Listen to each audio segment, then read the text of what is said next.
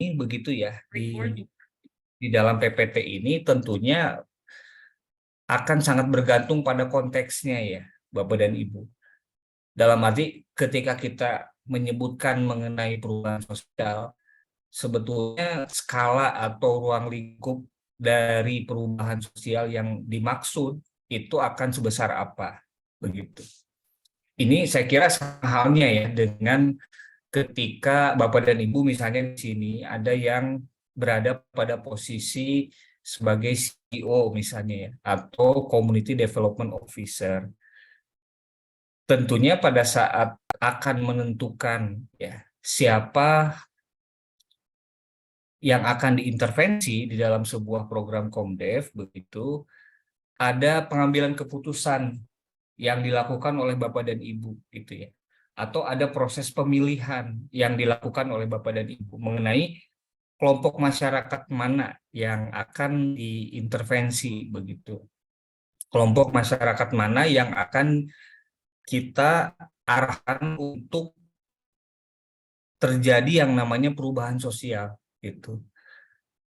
Mungkin pada saat menentukan siapa beneficiary ya dari sebuah program Komdev begitu, Bapak dan Ibu akan dihadapkan pada proposal-proposal yang masuk begitu. Ya. Jadi kita punya area misalnya ya, kalau di dalam industri mining itu sudah ditetapkan ada area terdampak misalnya disebut ada ring 1, ada ring 2, ring 3 gitu. Dan penetapan ring itu biasanya didasarkan pada radius ya dari sejak lokasi operasi sampai batas geografis tertentu ya dengan satuan berapa kilometer misalnya. Nah, kita misalnya berada di wilayah ring 1 begitu, di mana itu dipandang sebagai wilayah yang paling terdampak dari operasi bisnis perusahaan kita. Maksudnya terdampak di sini apakah dia terganggu ya kualitas lingkungan hidupnya atau di situ mungkin akan ada masalah-masalah sosial yang terjadi yang diakibatkan oleh kegiatan operasional dari perusahaan kita gitu. Nah, kadang-kadang kan pada saat kita akan menentukan gitu ya, segmen masyarakat mana yang akan diintervensi di dalam program, di situ ada pemilihan ya atau tadi proses pengambilan keputusan. Karena kita pun dari perusahaan begitu ya akan dihadapkan pada keterbatasan ya. Misalnya keterbatasan mengenai anggaran. Kita sih inginnya melakukan perubahan sosial ini terhadap sebanyak-banyaknya beneficiary ya atau penerima manfaat. Namun misalnya ya kita harus memilih ya dengan dasar dengan berbagai pertimbangan. Misalnya tadi ya profil dari saya ini tadi salah satunya saya lihat ada studi mengenai social mapping gitu.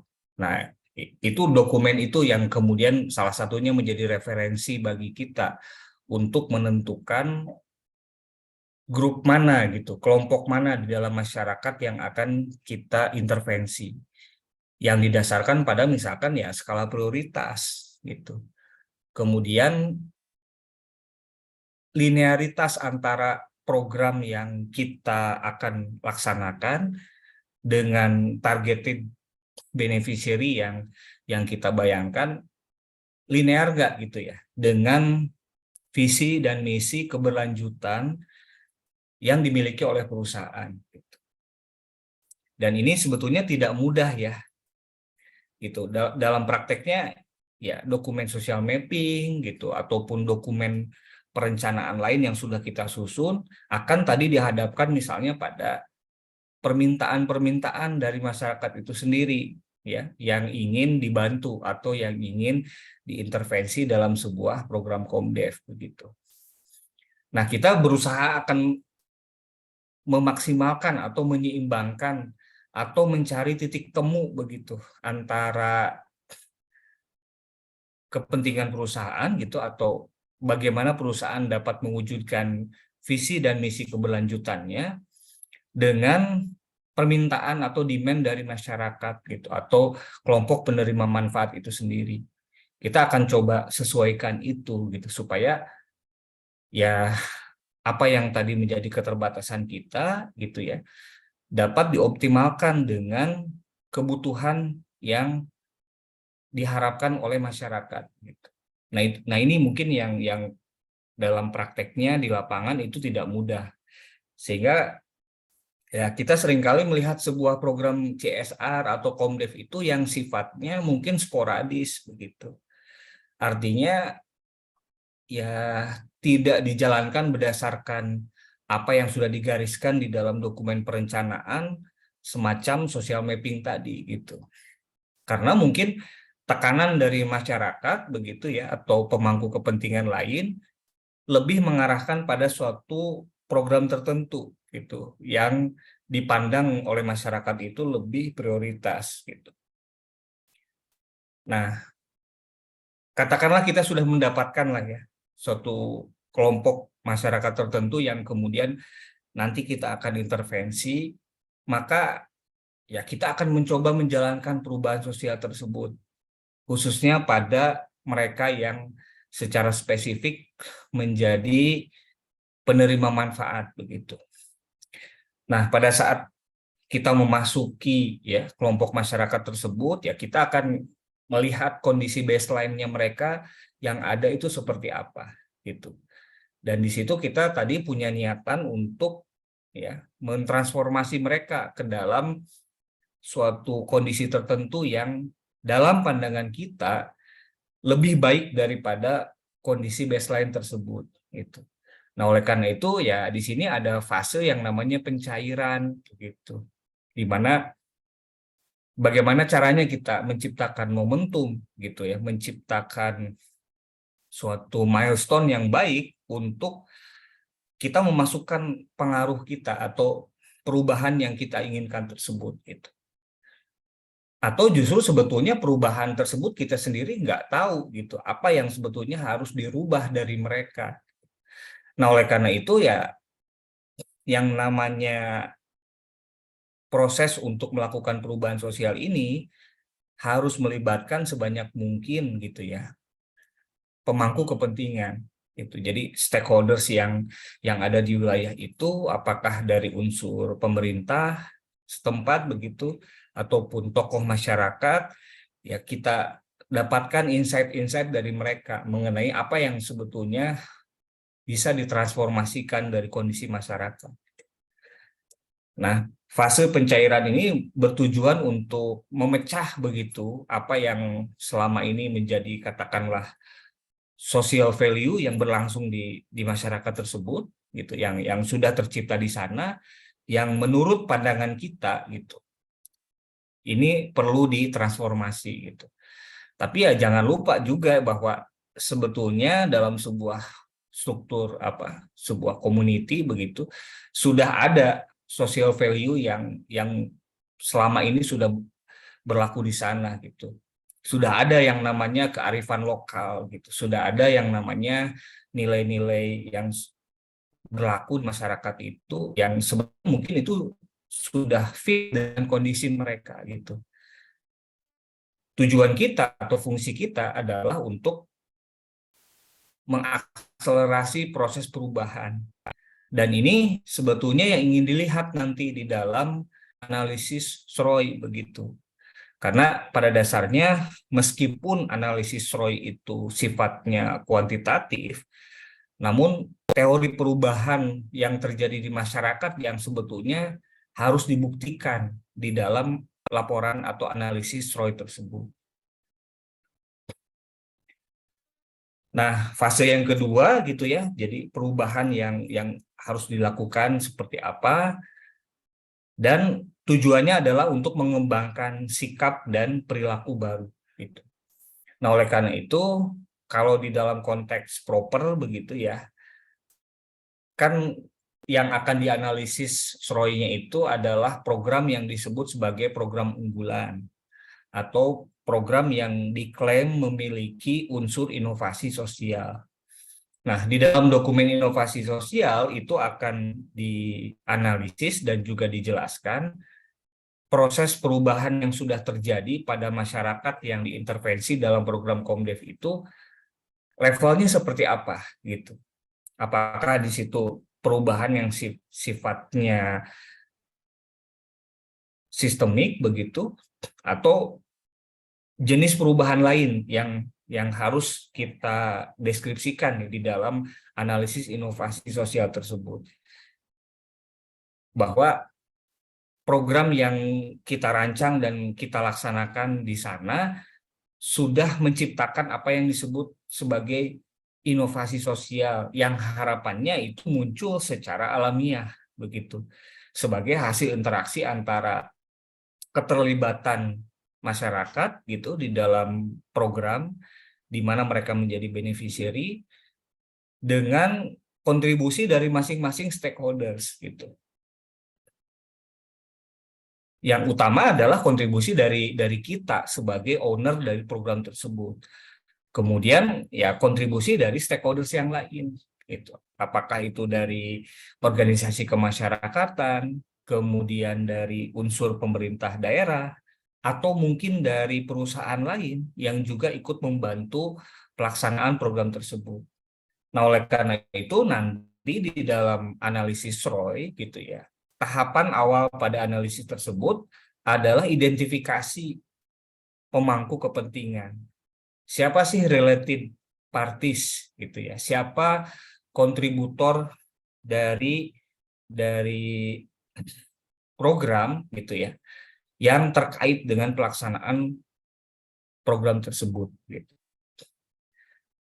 Nah, fase yang ketiga ya pada saat kita meyakini bahwa perubahan tersebut sudah dideploy di dalam masyarakat yang diintervensi dan kita merasa bahwa perubahan tersebut sudah terjadi, ya kita harus kembali melakukan unfreeze gitu ya.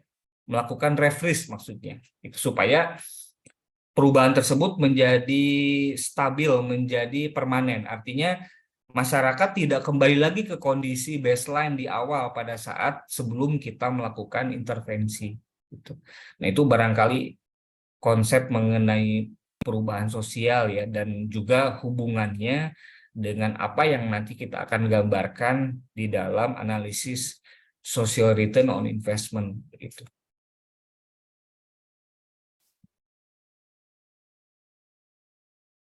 Ya, jadi di sini apa yang menjadi hubungan gitu ya antara tujuan kita melakukan perubahan sosial dengan sebuah program. Dalam hal ini program pemberdayaan masyarakat yang dilakukan oleh perusahaan gitu. Ini akan sangat bergantung pada nature dari setiap program gitu ya. Karena mungkin ada saja satu program tertentu yang dia multi purpose begitu atau ya multi dampak gitu ya nantinya. Tapi ada juga yang program dengan tema atau nuansa tertentu gitu. Misalnya program yang bernuansa konservasi lingkungan begitu. Kemudian program yang terkait dengan pemberdayaan ekonomi gitu. Nah, itu masing-masing mungkin ada nuansa atau ada kekhasan tertentu gitu.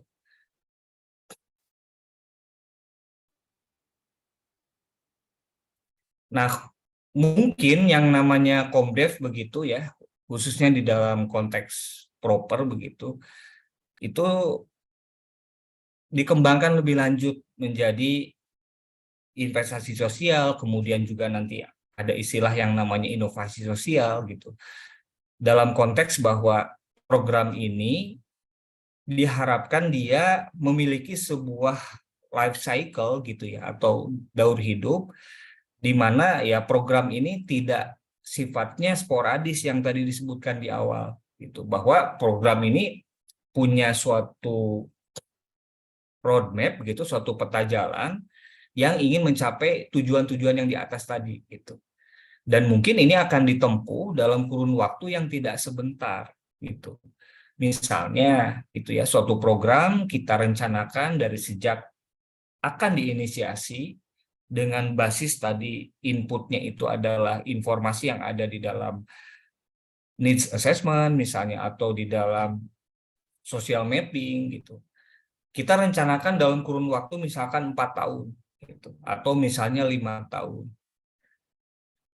Karena ingin mencapai tujuan-tujuan tertentu yang sudah kita canangkan di awal, ya sesuai dengan tadi tema atau ranah dari program tersebut gitu. Nah, pencapaian dari tujuan tersebut kita akan breakdown berdasarkan pencapaian-pencapaian atau target-target yang sifatnya tahunan gitu. Nah, oleh karena itu program tadi kita akan coba buatkan semacam peta jalan yang akan menjelaskan bagaimana sih runutan ya ataupun sekuensial dari pelaksanaan program tersebut dari tahun ke tahun gitu. Misalnya pada tahun-tahun pertama itu kita akan lebih fokus pada mempelajari ya kondisi dari masyarakat sejauh mana mereka bisa fit in dengan program yang akan kita inisiasi. Kemudian ada pembentukan kelompok misalnya ya, pembentukan kelompok, kemudian pengembangan organisasi, kemudian capacity building gitu. Nah, itu mungkin yang bisa kita lakukan di tahun pertama begitu. Kemudian di tahun-tahun berikutnya adalah pengembangan-pengembangan lebih lanjut gitu. Sehingga kalau kita lihat peta jalan tadi, ada satu runutan yang cukup logis begitu, atau yang yang sekuensial berdasarkan tahapan-tahapan yang paling masuk akal gitu, atau yang paling memungkinkan untuk mencapai tujuan akhir dari pelaksanaan program tersebut.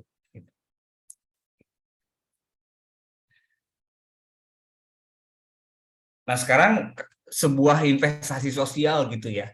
Ini kan tadi ada harapannya itu dirumuskan ataupun dilaksanakan dengan suatu titik temu ya antara kebutuhan dari perusahaan ya untuk melaksanakan program CSR ya atau melaksanakan program investasi sosial ini dengan ekspektasi yang timbul dari masyarakat gitu.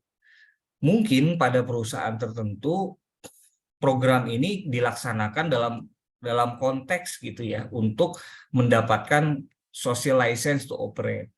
Ini mungkin biasanya terjadi pada perusahaan-perusahaan yang punya dampak sosial dan lingkungan yang tinggi gitu ya. Misalnya pada industri mining. Ya, dan seringkali disebutkan bahwa tujuan social license to operate ini adalah tujuan dari program investasi sosial yang paling klasik gitu atau yang paling basic gitu. Karena mungkin sekarang berkembang ya istilah-istilah baru ya seperti yang namanya creating share value gitu. Bahwa program itu dilaksanakan dalam rangka menyebarluaskan atau mendiseminasikan sebuah value yang dimiliki oleh perusahaan agar masyarakat atau para pemangku kepentingan lain bisa inline dengan value tersebut gitu. Nah, sedangkan dari sudut pandang komunitas ada ekspektasi terhadap suatu program investasi sosial. Dan ini kita bisa melihat dua sisi ini, ya bisa jadi ada kesamaan, bisa jadi ada perbedaan gitu.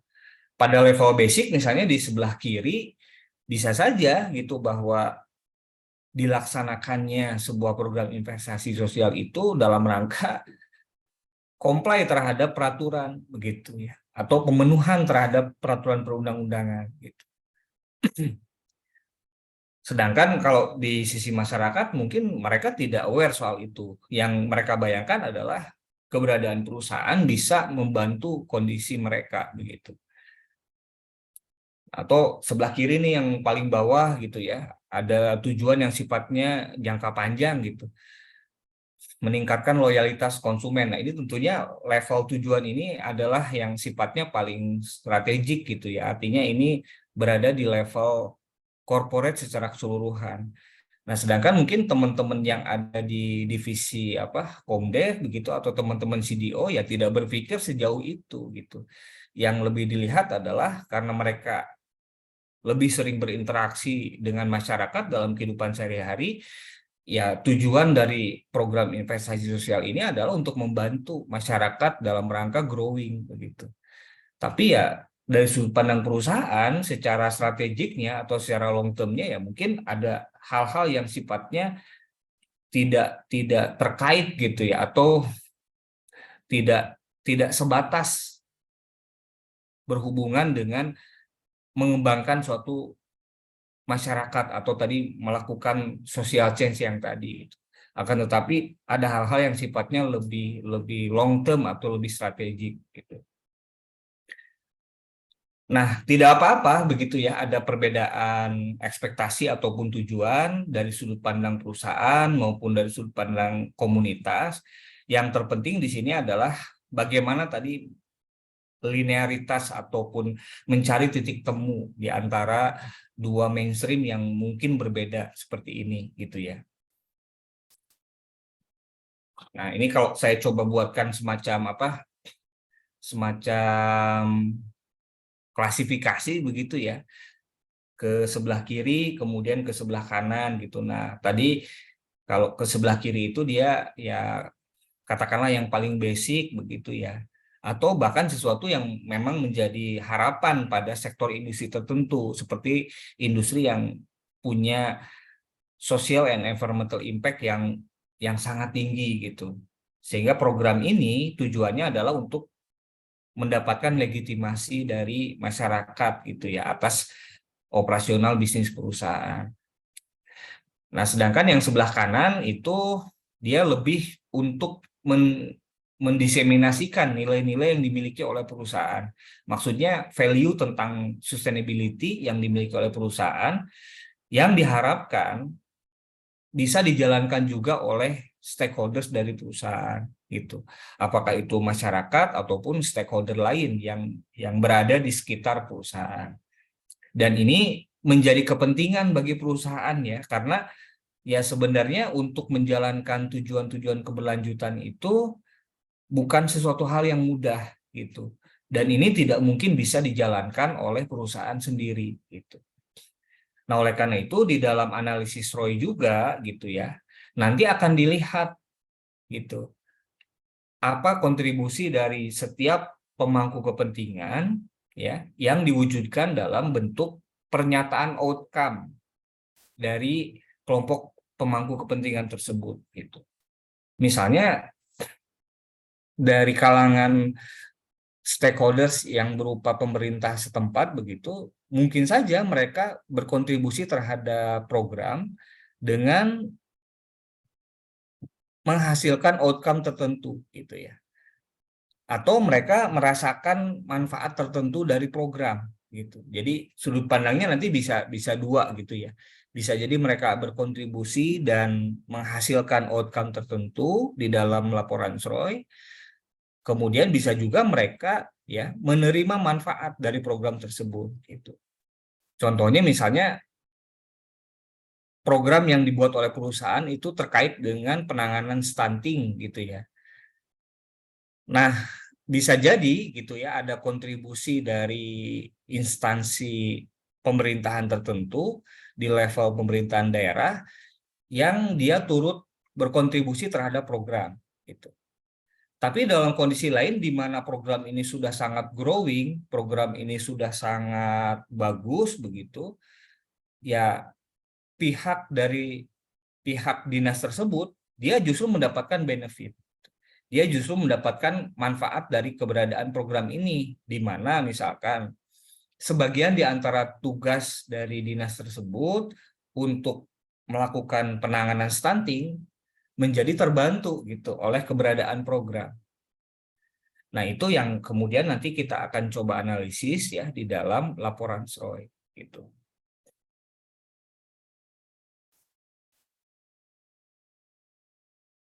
Nah, ini yang tadi ya, yang sudut pandang perusahaan sebelah kiri. Jadi mengenai keharusan untuk melaksanakan program ini ya wajar kalau tadi salah satu itemnya itu disebutkan perusahaan menjalankan ini dalam rangka comply terhadap peraturan.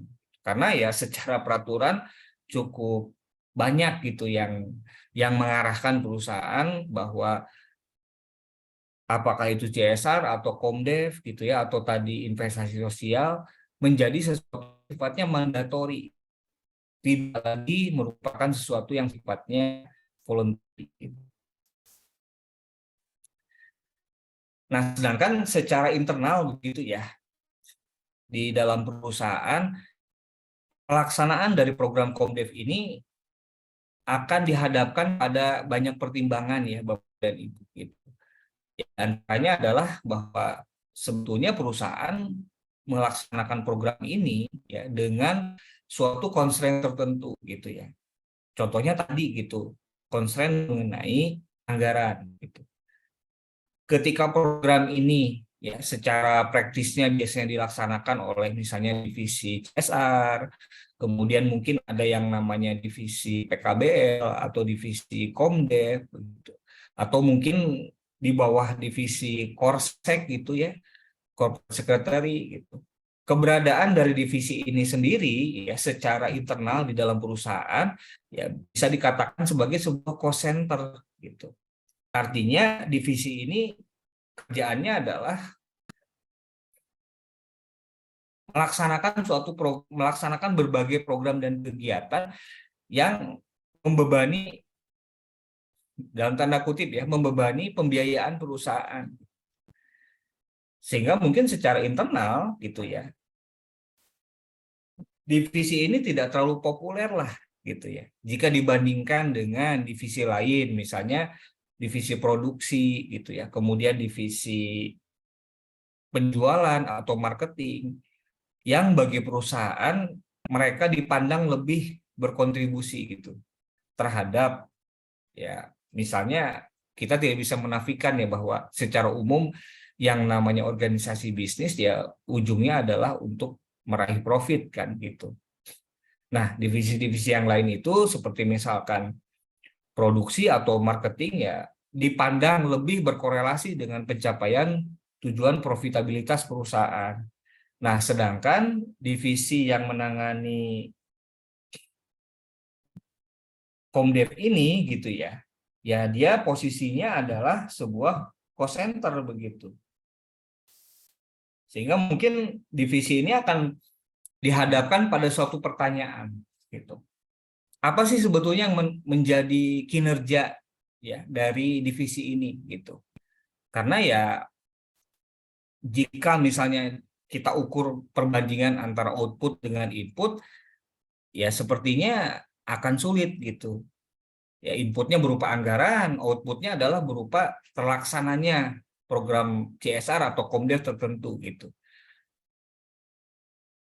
Nah, salah satu pertimbangan gitu ya atau salah satu pendekatan yang bisa menjembatani hal ini gitu adalah dengan melihat sisi lain dari apa yang dilakukan oleh divisi ini gitu. Bahwa meskipun divisi ini adalah sebuah cost center begitu bagi sudut pandangnya bagi organisasi atau perusahaan secara keseluruhan, akan tetapi ada sesuatu yang dikontribusikan dari divisi ini yang berupa gitu ya dilaksanakannya program-program ya CSR atau Komdev yang memberikan dampak gitu atau memberikan manfaat.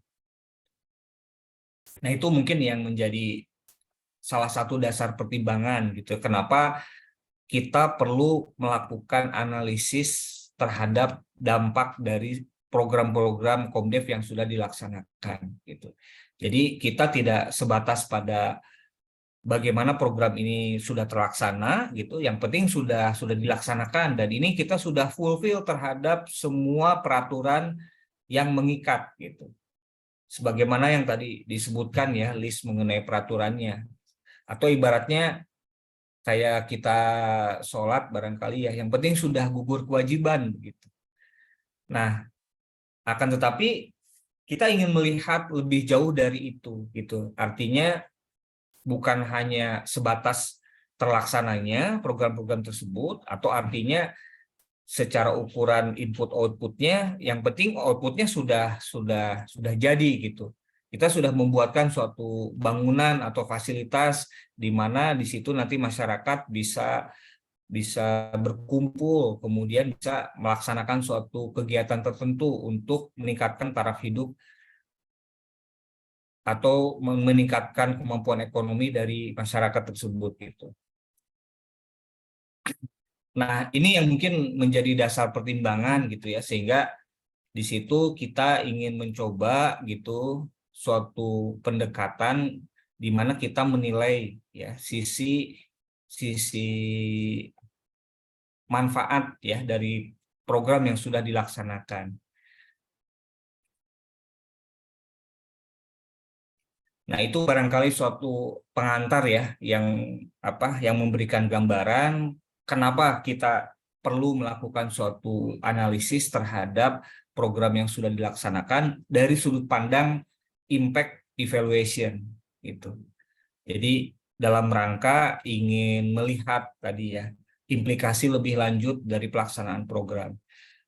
Nah, harapannya terlepas bahwa misalkan dalam konteks proper begitu ya, bahwa analisis ROI ini adalah sesuatu yang perlu dibuat, utamanya sih apakah ya yang menjadi pertanyaan itu, apakah yang namanya analisis ROI ini nanti akan bermanfaat juga bagi perusahaan gitu ya, atau bagi pengambil keputusan yang ada di dalam perusahaan untuk menentukan nanti program mana yang paling impactful gitu berdasarkan hasil analisis ROI-nya misalnya, atau program mana yang paling nanti bisa dikembangkan lebih lanjut, atau program yang nanti perlu dimodifikasi gitu supaya hasil perolehan dampaknya bisa lebih besar lagi.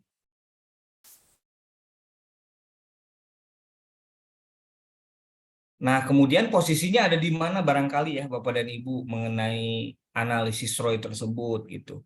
Ya, kalau kita punya apa ya siklus sederhana dalam sebuah proses manajerial, kita mengenal paling tidak misalkan POAC ya, planning, organizing, actuating, controlling. Nah, posisi dari analisis ROI ini bisa jadi ada di dua sisi ya. Yang pertama, dia adalah bagian dari kegiatan monitoring dan evaluasi program gitu. Maka ini nanti bentuk dari analisis ROI-nya itu adalah analisis ROI yang sifatnya evaluatif. Artinya kita ingin menilai ya manfaat atau dampak dari sebuah program yang sudah dilaksanakan.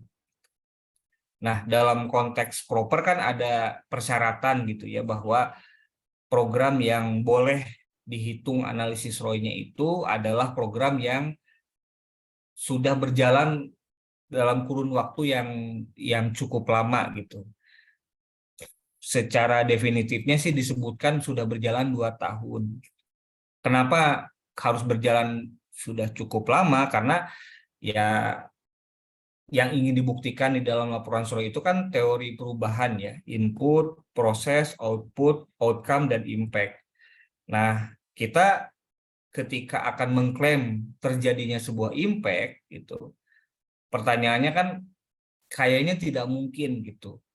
Itu bisa terwujud gitu ya, impact itu bisa ada kalau program itu masih berumur muda gitu atau program itu baru saja diinisiasi gitu.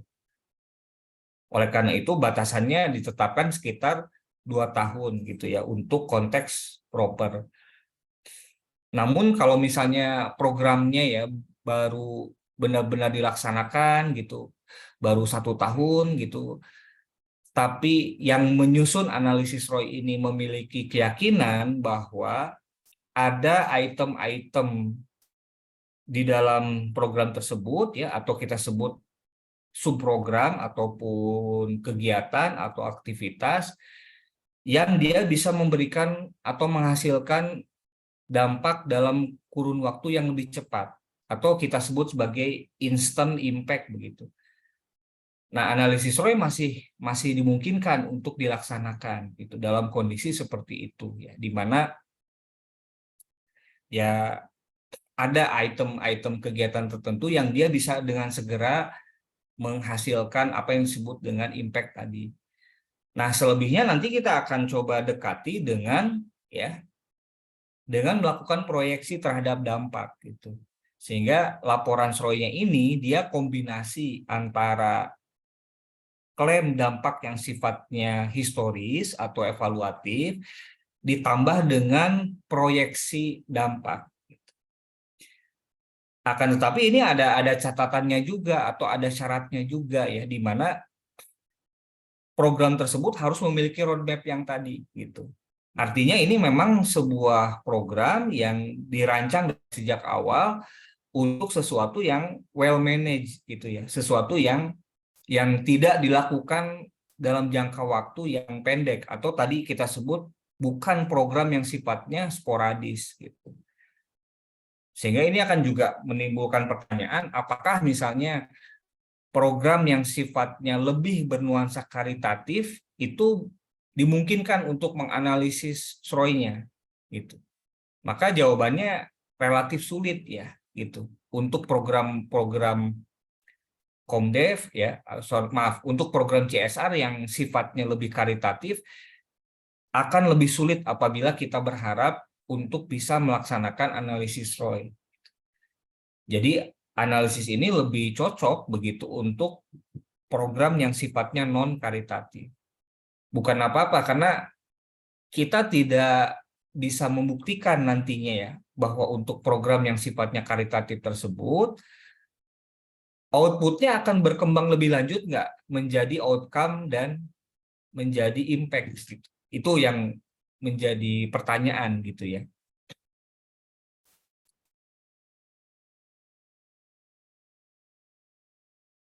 Baik, mungkin ini saya coba skip saja gitu ya, bahwa bahkan monitoring dan evaluasi sendiri itu adalah sesuatu yang menjadi keharusan ya. Contohnya konteksnya di sini misalnya untuk konteks BUMN bahwa ada peraturan mengenai pelaksanaan TJSL di BUMN yang mengharuskan adanya monitoring dan evaluasi terhadap program yang sudah dilaksanakan gitu ya. Nah, barangkali seperti ini ya flow-nya secara umum begitu. Kenapa kita melakukan evaluasi terhadap program Komdev dengan pendekatan impact analysis. Kalau kita lihat di sini dari sisi kiri sampai ke kanan itu adalah suatu rangkaian proses yang cukup panjang ya. Dari sejak sebuah program itu kita formulasikan, kemudian program tersebut kita laksanakan sampai kita bisa meyakini di situ bukan hanya sudah terjadi output ya. Akan tetapi di situ juga sudah terjadi dampak atau impact. Nah, ini adalah flow gitu ya atau alur secara pelaksanaan perencanaan, pelaksanaan dan evaluasi program. Nah, di dalam alur ini juga terjadi gitu ya flow dari keluar masuknya uang Bapak dan Ibu gitu. Maksudnya bahwa pada saat kita sudah fix begitu ya, di sini formulation and initiation of CSR program. Pada saat kita sudah fix akan melaksanakan suatu program tertentu, nah pada saat yang sama kita juga komit terhadap pembiayaan atau pendanaan dari program tersebut gitu. Dan kalau tadi kita punya roadmap di mana pelaksanaan program ini akan lebih dari 1 tahun anggaran atau 1 periode, maka komitmen terhadap anggaran ini juga menjadi sesuatu yang menyertai roadmap tersebut. Gitu. Jadi kalau di tahun pertama adalah inisiasi program, kemudian di tahun kedua kita sudah mulai melaksanakan activity-activity dalam rangka mengembangkan program itu sampai misalkan di tahun kelima, di saat yang sama kita juga menyatakan komitmen terhadap anggarannya gitu. Dan ini yang di dalam analisis SROI itu kita akan simpan atau kita akan tempatkan nilai-nilai anggaran tersebut di dalam bagian input. Gitu. Kan nanti rumus SROI itu adalah total value ya atau total impact yang berhasil kita monetisasi dibandingkan dengan total input. Nah, representasi dari input itu salah satunya diwakilkan oleh anggaran yang direalisasikan di dalam program tersebut dalam tahun-tahun yang berbeda gitu. Meskipun sebetulnya untuk analisis ROI yang sifatnya lebih komprehensif, ya input juga bukan hanya sebatas nilai rupiah yang dikeluarkan gitu. Akan tetapi kontribusi lain ya di dalam pelaksanaan program tersebut. Misalnya alokasi sumber daya manusia gitu ya ataupun input lainnya, misalnya ada kontribusi juga dari sumber daya alam yang dialokasikan terhadap program, itu juga harus kita nyatakan di dalam input itu sebagai kontribusi dalam satuan rupiahnya gitu. Jadi kalau Bapak dan Ibu di dalam analisis ROI sering mendengar istilah monetisasi, yaitu bagaimana menyatakan outcome ya ke dalam satuan rupiah atau diwakilkan ke dalam satuan rupiah. Monetisasi sebetulnya juga berlaku untuk input gitu. Jadi sudut pandang mengenai input ini tidak kita batasi berdasarkan realisasi anggaran yang dikucurkan terhadap program. Akan tetapi kontribusi lain terhadap program itu yang nanti kita valuasi juga gitu. Nah, itu barangkali Bapak dan Ibu, sehingga di dalam analisis ROI ini saya kira pengerjaannya ya untuk analisis ROI ini adalah kolaborasi antara berbagai disiplin ilmu begitu. Misalnya yang paling yang bisa berkontribusi ya terhadap analisis ini adalah teman-teman yang background keilmuannya misalkan dari sosiologi begitu ya. Kemudian background keilmuannya ya kesejahteraan sosial misalnya, atau background keilmuan yang lebih bernuansa ilmu sosial. Nah, kemudian pada saat tadi monetisasi ya, nah ini mungkin kontribusi dari teman-teman yang background keilmuannya dari ekonomi gitu. Nah, itu barangkali Bapak dan Ibu ya, sehingga dalam pengerjaan analisis ini membutuhkan kolaborasi dari berbagai disiplin ilmu yang berbeda. Nah, pertanyaannya misalkan siapa yang boleh melakukan analisis ini? Dalam pandangan saya adalah siapapun, begitu ya, yang terutama yang punya experience ya, atau tadi didukung oleh background keilmuannya yang terkait dengan melakukan program-program ini, gitu. Lalu bagaimana mengenai konsep finance-nya gitu ya, karena ada monetisasi itu. Ya, itu kita bisa juga pelajari gitu, dan ini mungkin kita bisa konsultasikan dengan teman-teman yang lebih punya background dari sisi finance-nya gitu. Nah, itu barangkali Bapak dan Ibu ya. Dan konteks dari pengukuran dampak juga kita ingin melihat ya perbandingan antara indikator kinerja dari suatu program dengan aktual ya atau performance yang aktual terjadi itu sejauh mana gitu. Di fase perencanaan kita membayangkan Bapak dan Ibu ya mengenai apa sih kriteria keberhasilan dari program yang akan kita laksanakan. Apa yang kita bayangkan sebagai manfaat dari program ini. Nah, lalu nanti kita akan bandingkan dengan seberapa dengan performance yang benar-benar terjadi atau actual performance yang terjadi pada saat program itu sudah berlangsung gitu. Jadi di sini kita akan membandingkan antara effort begitu dengan impact. Nah, kalau di dalam rumus ROI ya impact itu posisinya ada di atas, di mana semua outcome yang kita identifikasi dari sebuah program, lalu kita monetisasi menjadi impact begitu, itu kita jumlahkan posisinya dia ada di atas. Lalu kita akan bandingkan atau kita akan bagi dengan input. Dan input ini merupakan effort sebetulnya. Ya, yang idealnya tadi bukan kita batasi input tersebut sebatas anggaran yang terrealisasi, akan tetapi juga effort-effort lain yang dikontribusikan terhadap program tersebut. Sampai di sini mungkin Bapak dan Ibu ada yang akan disampaikan dulu atau ada concern yang ingin disampaikan oleh Bapak dan Ibu.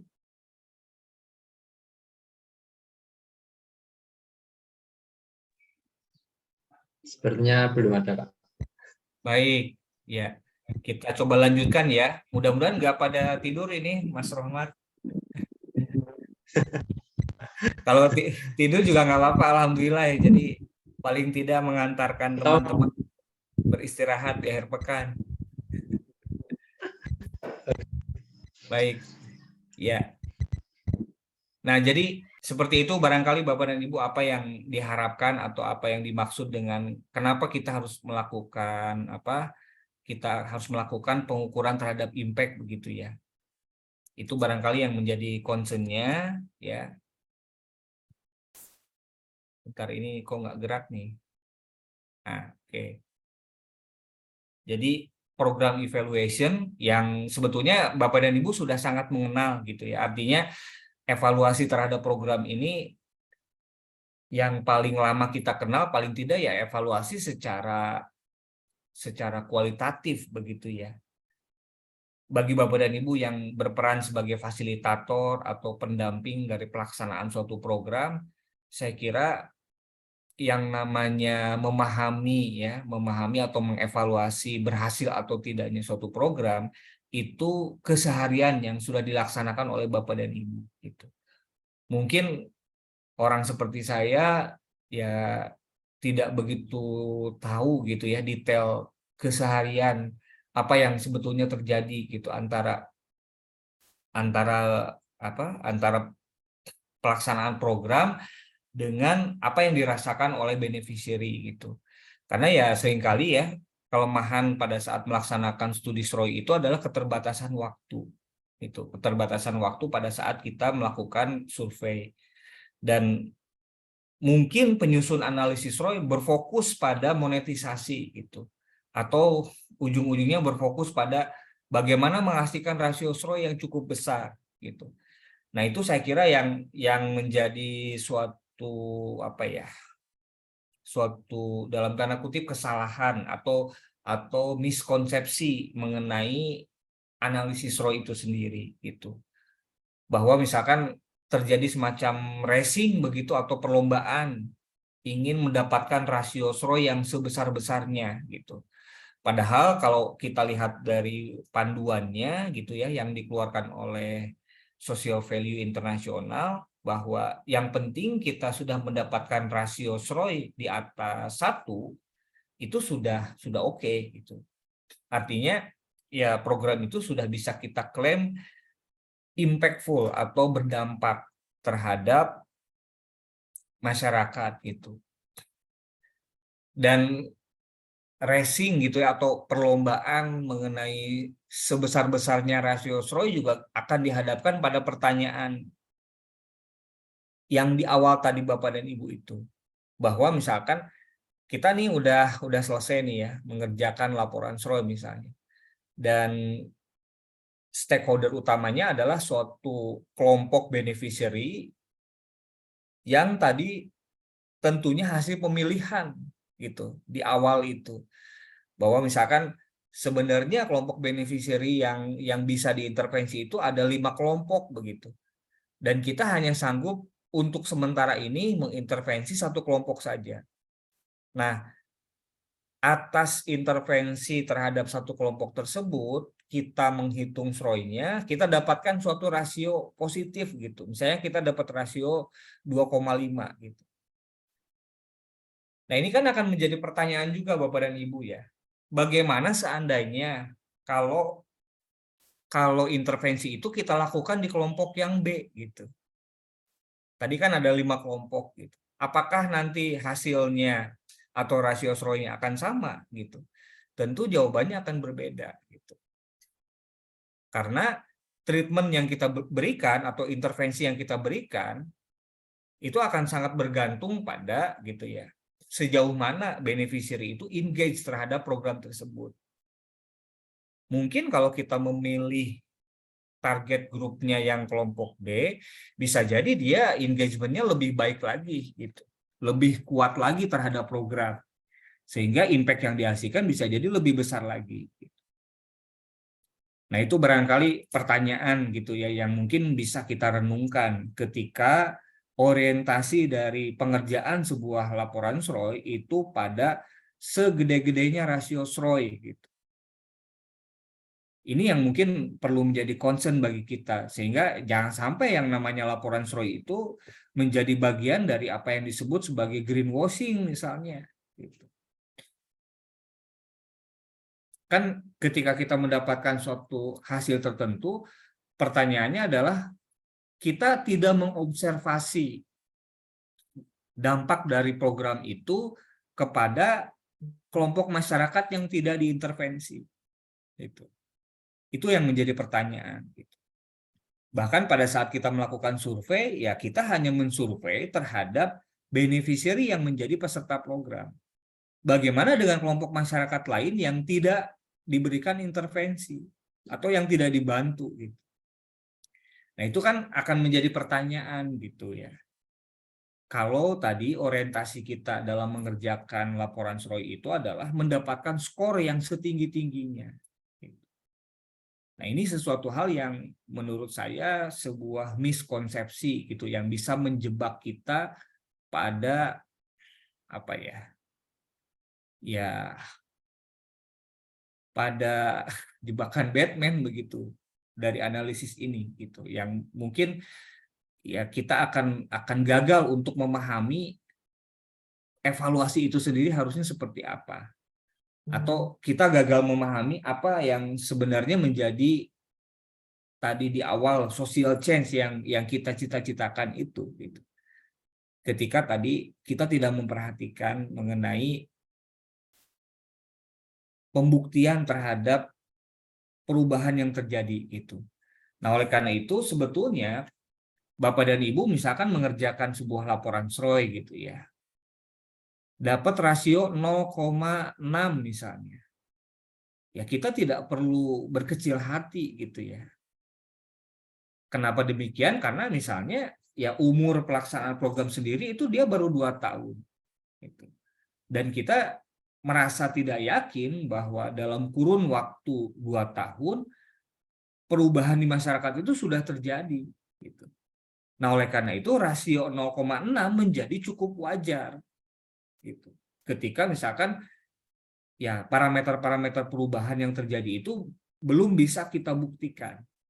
Pada tabel outcome yang kita susun, kita sudah mendeskripsikan perubahan-perubahan yang telah terjadi apa dan perubahan yang berpotensi terjadi itu apa.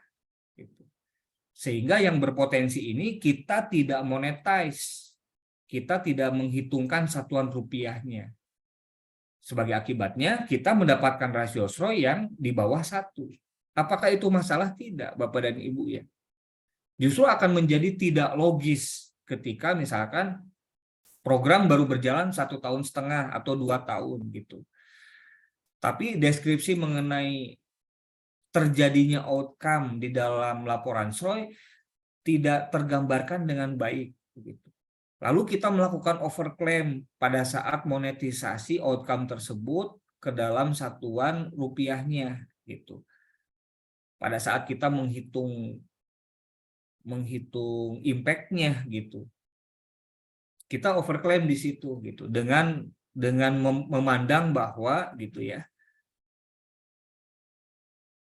Perubahan itu sudah terjadi.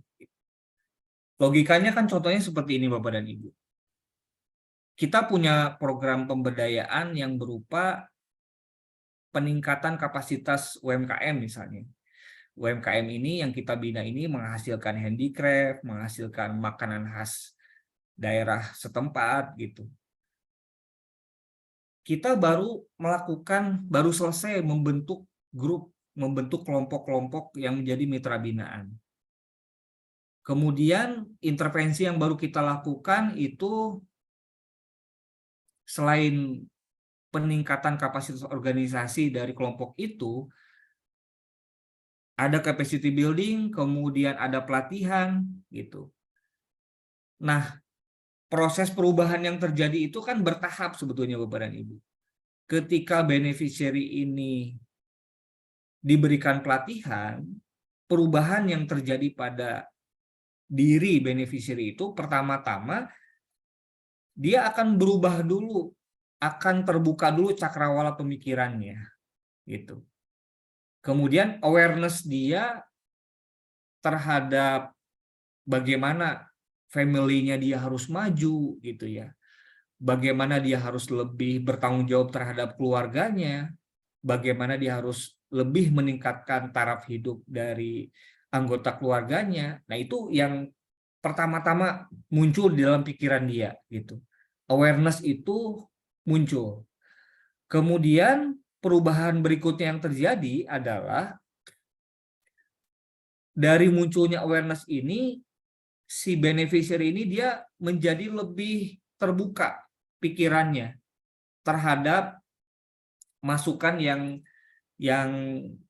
yang akan diberikan kepada dia gitu ya.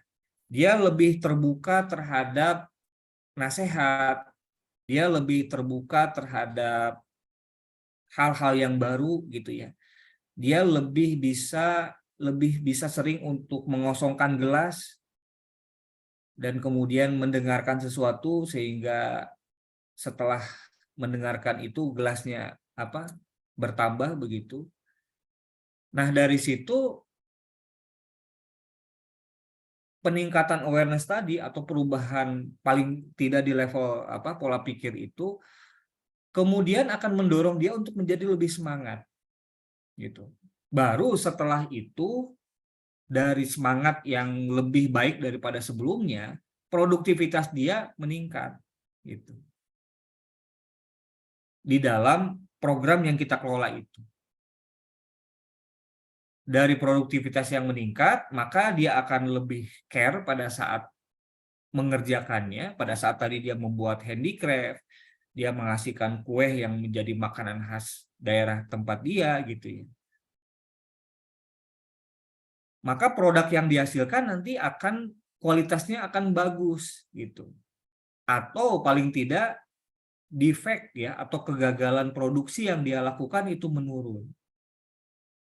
Baru setelah itu dia menjual produk itu dan dari penjualan itu ya barulah pendapatan dia meningkat gitu. Nah, itu kan runutan proses perubahan itu kan bertahap seperti itu. Dan itu kita harus jelaskan dengan baik di dalam tabel outcome yang ada di dalam laporan SROI gitu. Nah, runutan waktunya kan mungkin tidak akan bisa berlangsung dengan cepat gitu, atau setiap beneficiary akan punya karakter yang berbeda-beda gitu. Daya respons dia terhadap perubahan itu tidak sama gitu, dan itu yang harus kita ukur di dalam laporan SROI itu.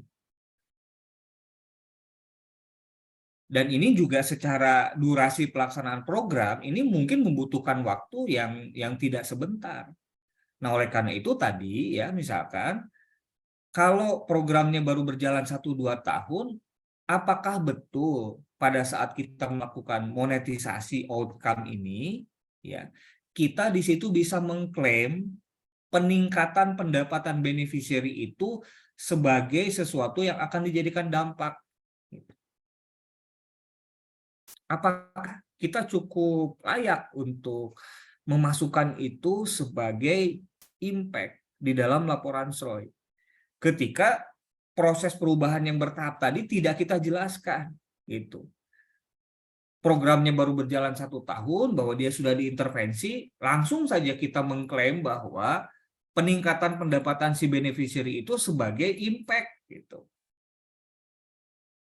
Padahal jangan-jangan peningkatan pendapatan itu bukan berasal dari program gitu. Tapi emang dia naik aja gitu. Karena apa? Karena ya mungkin intervensi itu belum tuntas atau teori of change itu belum terjadi gitu. Logika di sini input ya, kemudian proses output outcome itu belum terlaksana sebetulnya. Nah, kalau itu terjadi gitu ya, umur program kita baru 2 tahun, kemudian impact yang kita akui di dalam laporan SROI itu sudah cukup banyak, monetisasinya tinggi, tadi misalkan kita dapat rasio 6, 7 gitu. Maka laporan SROI itu menjadi tidak masuk akal. Gitu.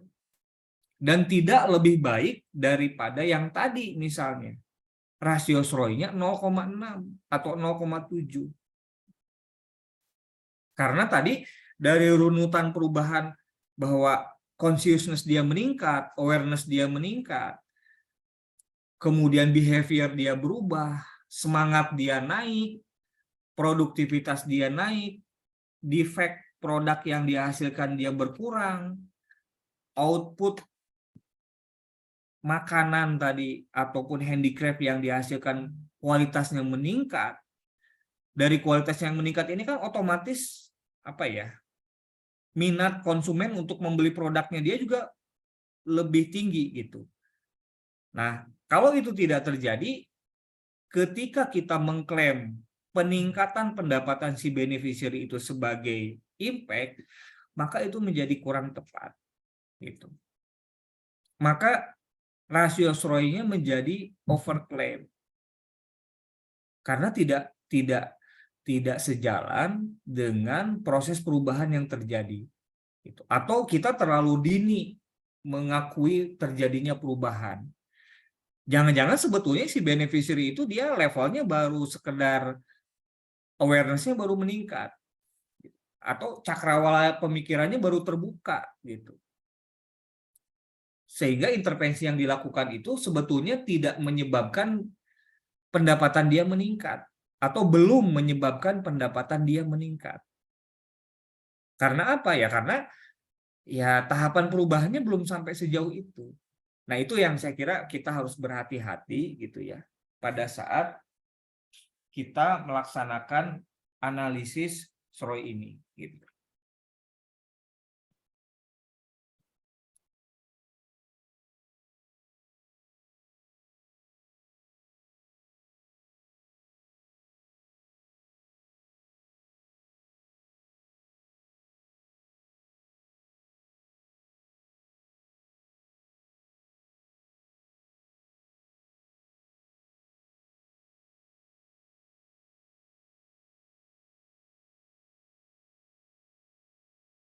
Oke.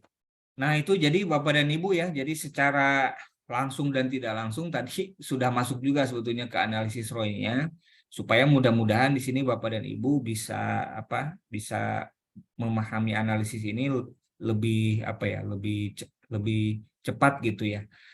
Jadi itu di antara hal-hal yang tadi menjadi gambaran gitu bahwa kita jangan sampai kita race gitu ya. Kita melakukan perlombaan mengerjakan sebuah analisis ROI dan mendapatkan rasio yang besar gitu.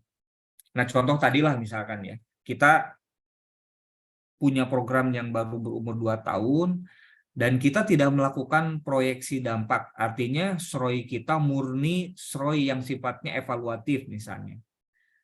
Kita dapat rasio 0,7 misalnya. Tapi di dalam tabel outcome perubahan yang kita narasikan di situ clear ya. Clear kita tuliskan untuk setiap kelompok stakeholder terutama beneficiary itu kita sudah gambarkan dengan baik misalnya. Nah, itu akan lebih dihargai ya di dalam laporan SROI. Nah, lagian di dalam konteks proper misalnya ya. Untuk laporan SROI ini kan nilai maksimumnya 24 begitu. Nah, besaran rasio sendiri itu skornya sendiri terhadap total nilai 24 itu hanya sekitar 1,5 gitu. Jadi kalau struktur laporan kita bagus, gitu ya. Menggambarkan proses perubahan yang terjadi, lalu rasio SROI kita hanya 0,6 misalnya.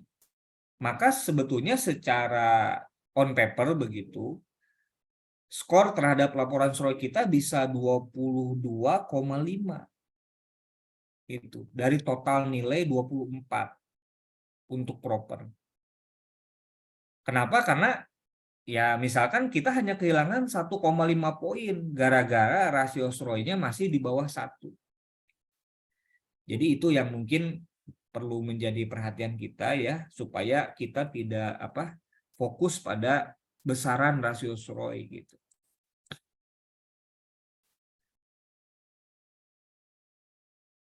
Nah, kemudian Bapak dan Ibu ya, dimensi dari analisis ROI ini juga sebenarnya cukup luas ya, atau cukup banyak gitu, bahwa kita ingin mengcapture tadi yang namanya implikasi lebih lanjut dari output program, atau kita sebut outcome begitu. Dimensinya cukup banyak, bukan hanya dimensi ekonomi, akan tetapi kita juga harus mengcapture apa yang menjadi dimensi lingkungan dan juga dimensi sosialnya gitu. Sehingga nanti Bapak dan Ibu ya, di dalam laporan SROI, meskipun tema program CSR-nya itu misalkan di bidang lingkungan, Bapak dan Ibu tetap juga akan mengcapture outcome-outcome yang merupakan dampak ekonomi gitu. Dan Bapak dan Ibu juga akan mengcapture outcome-outcome yang merupakan manfaat sosial gitu. Contoh misalkan kita punya program konservasi mangrove begitu, di mana untuk mengerjakan konservasi tersebut kita membentuk kelompok-kelompok, di mana kelompok itu akan melakukan pembibitan gitu ya. Kemudian kelompok itu akan melakukan penanaman dari mangrove itu sendiri, kemudian menjaga mangrove itu sampai growing. Nah, di situ ada juga manfaat ekonomi, misalnya bahwa dari kegiatan pembibitan nanti mungkin ada bibit mangrove yang dijual begitu. Karena ada ekses kelebihan produksi dari mangrove yang dibutuhkan sebagai bibit dengan yang nanti akan ditanam gitu. Atau dari kegiatan pembibitan juga melakukan pembibitan terhadap jenis tanaman lain selain mangrove gitu. Nah, itu kan dampak ekonomi yang kita capture ya dalam sebuah program yang secara umum sebetulnya dia temanya adalah lingkungan. Kemudian dampak sosialnya apa? Ya, yang harus kita buktikan di tabel outcome itu misalnya meningkatnya kebersamaan ya di antara warga gitu yang menjadi anggota dari kelompok tersebut. Yang tadinya kondisi baseline-nya tadi di awal ya bahwa masyarakat di sana ya nggak punya kepedulian lah terhadap resiko atau bahaya terjadinya abrasi misalnya gitu. Bahwa mereka ya nggak aware, bahwa mereka abai saja terhadap resiko itu.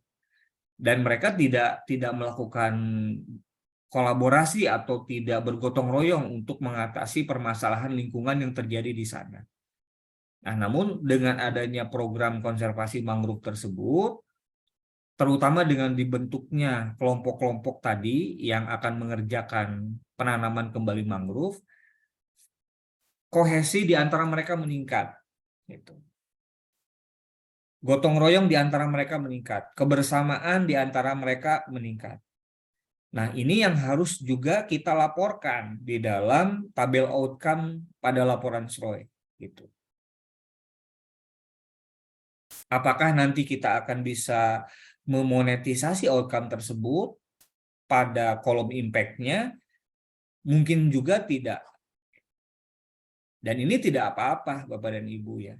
Yang penting kita sudah menuliskan atau menarasikan itu sebagai salah satu outcome.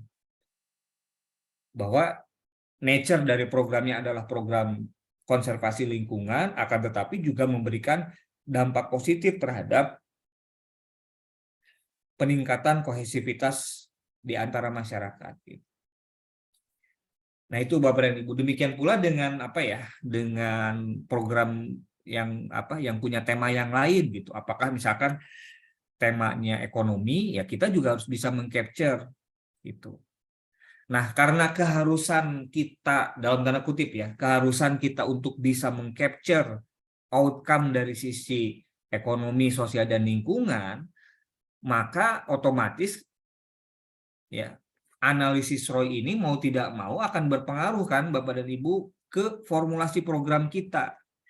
Pada saat kita merancang sebuah program, oh nanti ya akan dihitung SROI-nya dan di dalam laporan SROI harus dibuktikan manfaat ekonomi, sosial, dan lingkungan dari program ini. Oke, kalau gitu, meskipun program yang kita rancang ini nuansanya adalah program pemberdayaan ekonomi, maka harus ada dong di situ penguatan aspek sosialnya, gitu ya. Maka di situ harus disisipkan dong unsur unsur nuansa pelindungan lingkungan hidupnya di dalam program itu.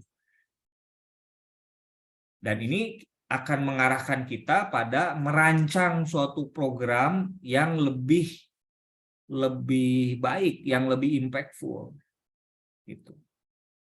Dan saya kira ini juga akan sangat relevan dengan tuntutan keharusan yang lainnya. Misalnya Bapak dan Ibu juga harus mengerjakan SDGs assessment. Ya, ya baik lagi konteksnya ke dalam proper gitu ya, khususnya untuk dokumen proper hijau kita kan harus menyampaikan laporan kontribusi SDGs, laporan kontribusi perusahaan terhadap SDGs. Nah di situ kan yang akan dianalisis di dalam laporan itu bukan hanya kontribusi perusahaan terhadap SDGs dari core bisnis, akan tetapi juga dari program-program Komdev. Nah ketika kita punya portofolio program Komdev yang kita rancang akan memiliki dampak ekonomi, sosial, dan lingkungan, tentunya ini akan memperkaya gitu. Dan kita akan terbiasa berpikir, merancang dan melaksanakan sebuah program yang multi impact, yang punya tautan dampak dengan perspektif yang lebih luas. Oke, ini sebuah program yang bernuansa ekonomi, tapi sisipan dampak sosialnya harus ada, sisipan konservasi lingkungan hidupnya harus ada gitu.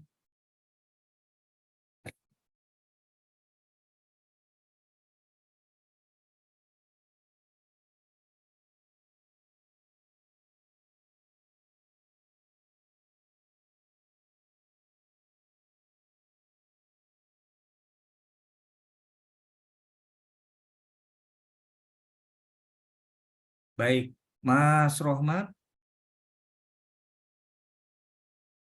halo. Ya, Pak. Nah, Baik, ya. Gimana, Pak? penetapan rundown itu untuk waktunya apakah WIB, WITA, atau mana ini sebenarnya? WIB, Pak. WIB saja. WIB ya, berarti ini masih belum jam 12 begitu? Ya, masih sekitar 14 menit sampai jam 12. Oke, oke.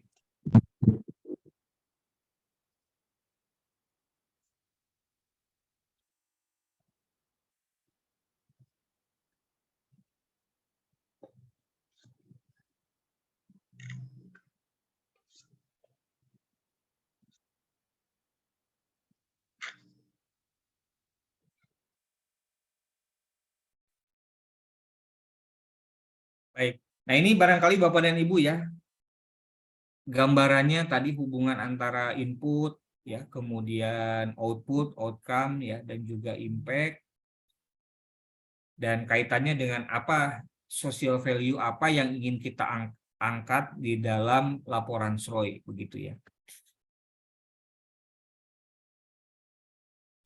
Nah, sekali lagi di sini ya, di dalam laporan di dalam analisis ini kita ingin mencoba mewakilkan begitu apa yang menjadi manfaat dari sebuah program dalam dimensi yang sifatnya kuantitatif. yaitu kita mewakilkan ini dalam satuan angka khususnya rupiah begitu ya.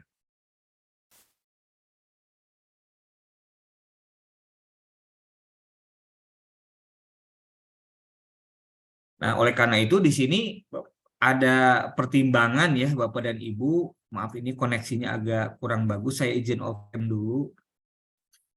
Ada konsideran mengenai analisis biaya manfaat ya Bapak dan Ibu. Kemudian ada pertimbangan mengenai akuntansi sosial dan juga audit sosial. Maksudnya begini, ketika tadi kita ingin menghubungkan ya antara input, output, outcome sampai di impact, kita harus apa ya? Kita harus mendraw ya relasi dari kejadian input sampai munculnya impact itu dengan suatu runutan yang sifatnya nyambung ya atau sekuensial.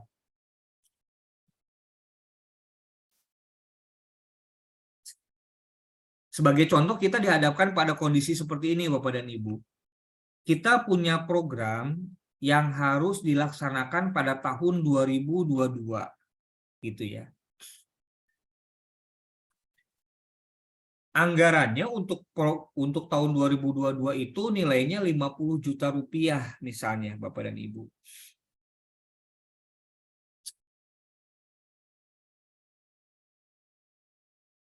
Nah, ada satu kendala ya secara internal di dalam perusahaan kita di mana dari nilai anggaran 50 juta rupiah tersebut yang bisa kita realisasikan pada tahun 2022 itu baru 30 juta rupiah gitu.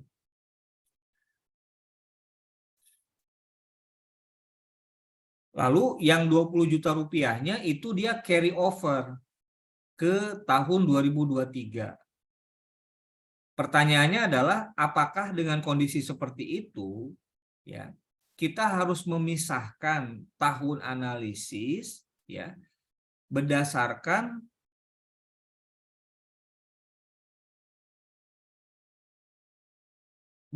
kondisi realisasi anggaran yang berbeda tadi itu gitu.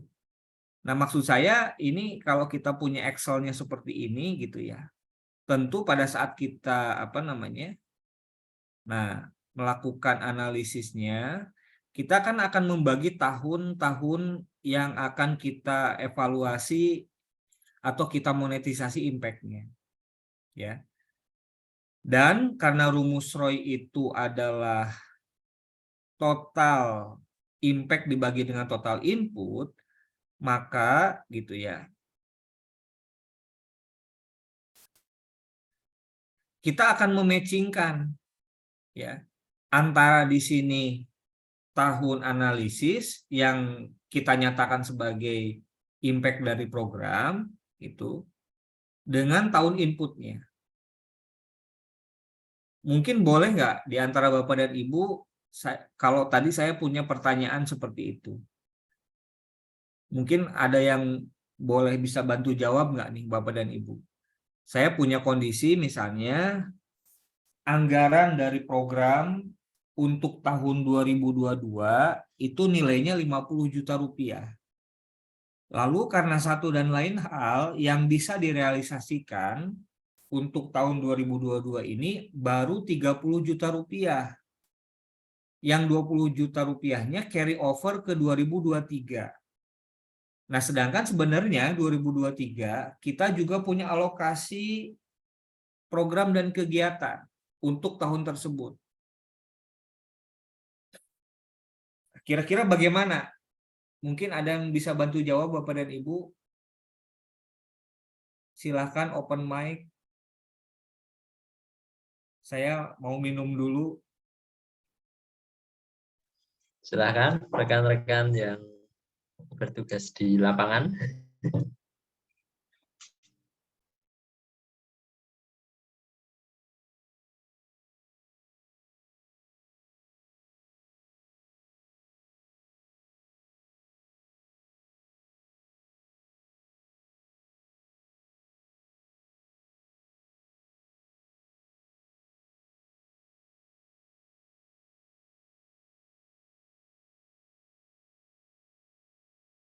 Atau dari Mas Rohmat mungkin ada komentar, silakan.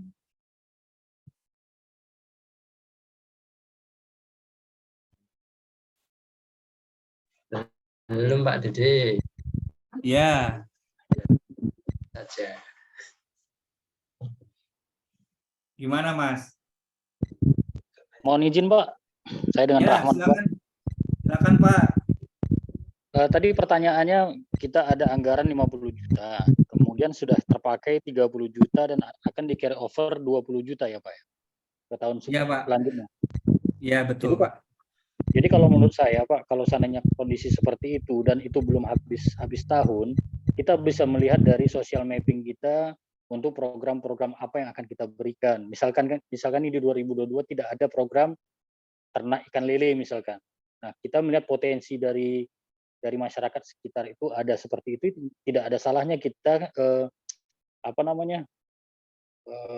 pemindahan dari alokasi yang 20 juta itu ke program yang kita buat.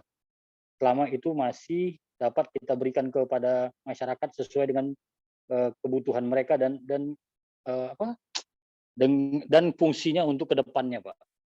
Jadi kalau seandainya masih ada anggaran seperti itu, bukan hanya kita pakai untuk program saja, tapi bisa juga untuk pelatihan-pelatihan dari karyawan-karyawan kita, Pak.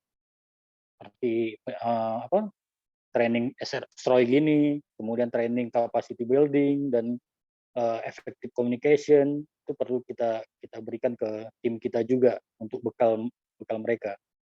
Mungkin itu aja tanggapan dari saya Pak. Terima kasih. Baik, terima kasih Pak Rahmat ya Pak ya. Mungkin dari Bapak dan Ibu ada jawaban lain ya. Sekali lagi kondisinya seperti ini Bapak dan Ibu, kita punya anggaran untuk tahun 2022 itu 50 juta, tapi yang baru bisa ya, maksudnya yang baru bisa cair begitu, yang baru bisa cair 30 juta dan yang 20 jutanya carry over ke 2023. Nah, tentunya dari 50 juta ini misalnya akan menjadi 5 kegiatan misalnya. Yang masing-masing 5 kegiatan itu menjadi bagian dari program untuk tahun 2022, masing-masing katakanlah 10 juta gitu. Nah, di dalam laporan SOI-nya ini kan akan masuk ke input tuh. Ya. Input tahun 2022 harusnya dia 50 juta. Tapi karena realisasinya baru 30 juta, maka mau tidak mau input 2022 kita hanya akan cantumkan 30 juta saja gitu. Sedangkan yang 20 jutanya ini yang menjadi tanda tanya, apakah kita akan carry over, apakah kita realitasnya itu di carry over ke 2023. Pertanyaannya apakah kita akan masukkan itu sebagai input 2023 atau bagaimana gitu. Nah, itu mungkin. Barangkali ada Bapak dan Ibu yang lain yang akan memberikan perspektif, silahkan. Ya, izin Pak. Silahkan Pak. Ya, saya Gunawan dari Sulawesi, Pak. Menanggapi pertanyaan tadi, kalau pendapat saya, sepertinya di tahun 2022 yang ditulis adalah 30 juta dengan asumsi bahwa 30 juta tadi merupakan realisasi dari program yang sudah berjalan, sementara untuk anggaran yang 20 juta akan di carry over ke tahun 2023. Seperti itu, Pak. Berarti Jadi, input yang 2023 nambah ya Pak ya. Kalau misalnya ya, input 2023 tuh nilainya 75 juta. Berarti dia jadi 100 juta gitu ya. iya benar Pak. Karena kalau dari pandangan saya, 20 juta yang sisanya dari 2022 tadi, meskipun direncanakan di tahun 2022, tapi pada kenyataannya itu direalisasikan di tahun 2023. Jadi tidak dapat disebut sebagai input pada tahun 2022. Baik, baik. Ya. Baik. Terima kasih Pak Gunawan. Mungkin ada pendapat lain lagi, silahkan. Nah, Mungkin ini ada ikut dari Pak menjawab Eko Pak, nih. izin. Oh, silahkan Pak.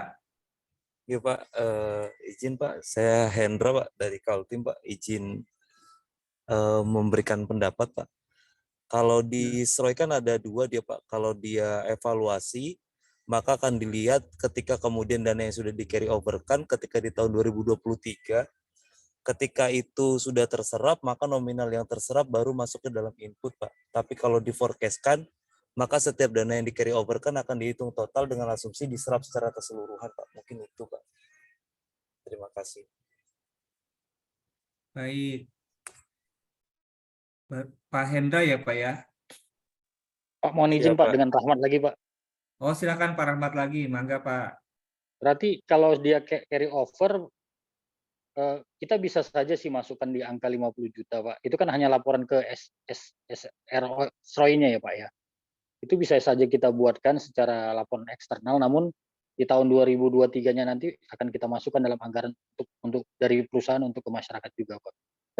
Kalau menurut saya sih, karena carry over kan, itu kan akan kita lakukan di tahun depan. Dan itu di awal tahun maksudnya, di bulan-bulan Januari itu apanya Pak proses. Kalau menurut saya dalam pelaporan sih bisa saja Pak. Itu aja Pak. Terima kasih. Baik Pak Rahmat. Jadi ini Mas Rohmat, berdasarkan jawaban-jawaban ini semuanya level SROI-nya udah tinggi semua ini Mas Rohmat. Jadi ini kita nggak bisa lagi nih ngawang-ngawang pembahasannya ini, karena masing-masing ini perspektifnya menarik ya. Tadi yang disampaikan Pak Hendra, Pak Rahmat gitu.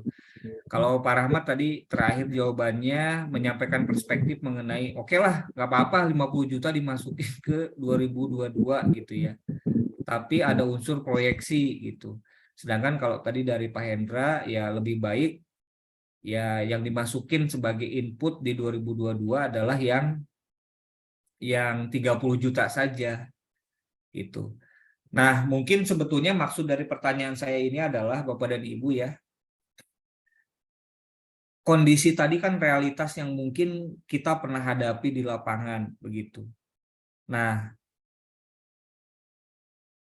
kita akan memasukkan angka-angka itu sebagai input di dalam perhitungan SROI lebih ke angka aktualnya. Itu artinya yang memang terrealisasi di 2022 ya yang kita masukkan sebagai input ya benar-benar yang terrealisasi di 2022 saja gitu ya. Akan tetapi sebetulnya pertanyaan yang lebih besarnya lagi, karena laporan SROI ini harus dikaitkan dengan roadmap pelaksanaan program, bagaimana kita akan menarasikan argumennya Bapak dan Ibu gitu. Ketika ya ada suatu realisasi anggaran dan itu kan mencerminkan juga kadang-kadang Bapak dan Ibu ya, mencerminkan juga dengan realisasi kegiatannya gitu. Meskipun dalam kasus yang berbeda bisa saja kita tetap merealisasikan sebuah item kegiatan walaupun dananya belum ada gitu. Itu pernah juga terjadi gitu ya. Artinya realisasi kegiatannya ada, tapi dananya dalam tanda kutip ngutang dulu gitu. Itu pernah juga hal itu terjadi. Nah, nanti kita akan membutuhkan dalam hal ini ya argumentasi Bapak dan Ibu. Kalau misalnya tadi pendekatan Pak Rahmat akan memasukkan itu sebagai input seluruhnya 2022. Karena mungkin pertimbangan Pak Rahmat adalah toh kegiatannya sudah dilaksanakan ya meskipun anggarannya sendiri ngutang dalam tanda kutip gitu. Karena kebetulan ya vendornya juga berkenan gitu ya. Maksudnya vendor di sini itu adalah mitra pelaksana program gitu. Mitra yang melaksanakan pelatihannya gitu ya dan lain-lain gitu. Misalnya kondisinya seperti itu gitu. Atau tadi pendekatan Pak Hendra gitu ya bahwa ini realisasinya di carry over gitu. Kebetulan kegiatannya juga di carry over juga ke 2023. Nah, ini yang perlu menjadi pertimbangan Bapak dan Ibu ya.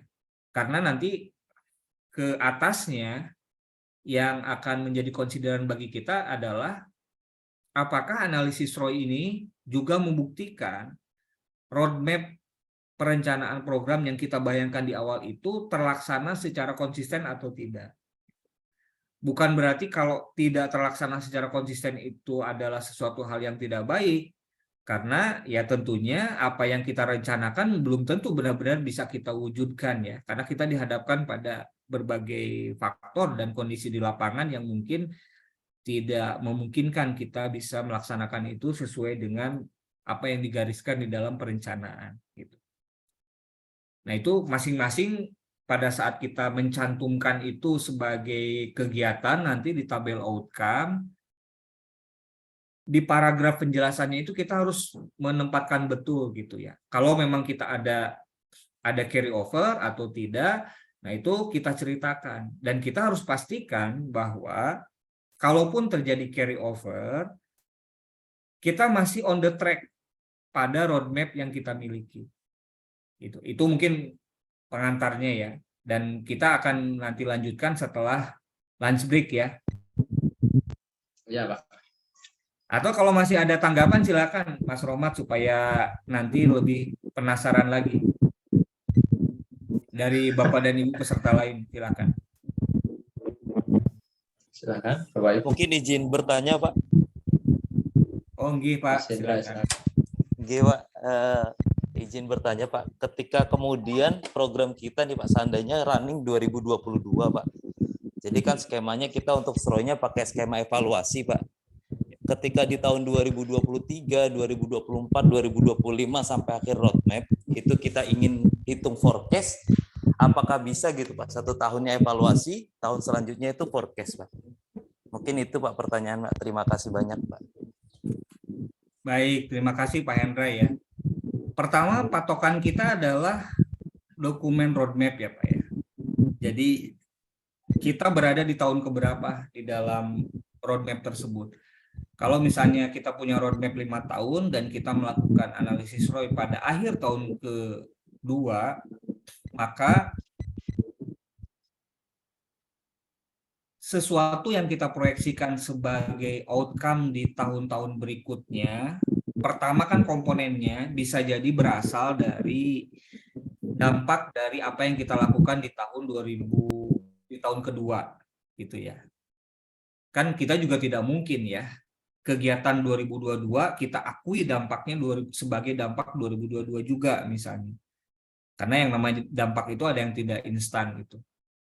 Jadi mungkin saja kegiatan di 2022 kita akui sebagian kecil dampaknya di tahun 2022, lalu kita proyeksikan di tahun-tahun berikutnya. Itu yang pertama kemungkinannya.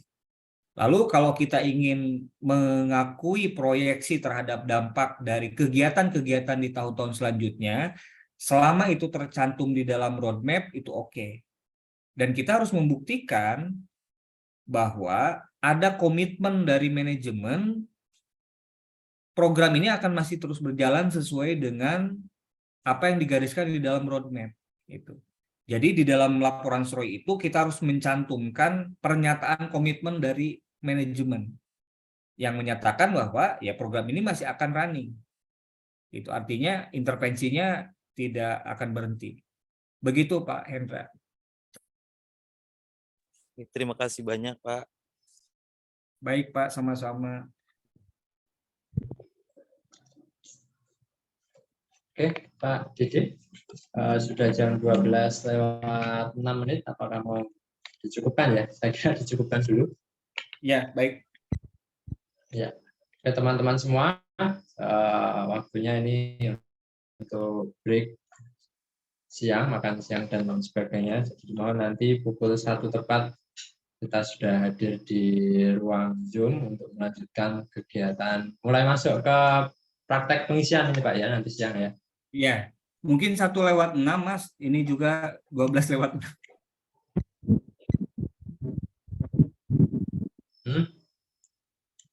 Ya, 1:06 mungkin. Oh, 1:06. Oh iya, 1:06. Oke. Untuk itu sesi pertama ini kami tutup dan juga cuaca sudah mulai panas juga di sini, termasuk diskusinya mungkin sudah mulai panas juga ya Pak Dede. Dan untuk kegiatan sesi 1 ini kita cukupkan dulu.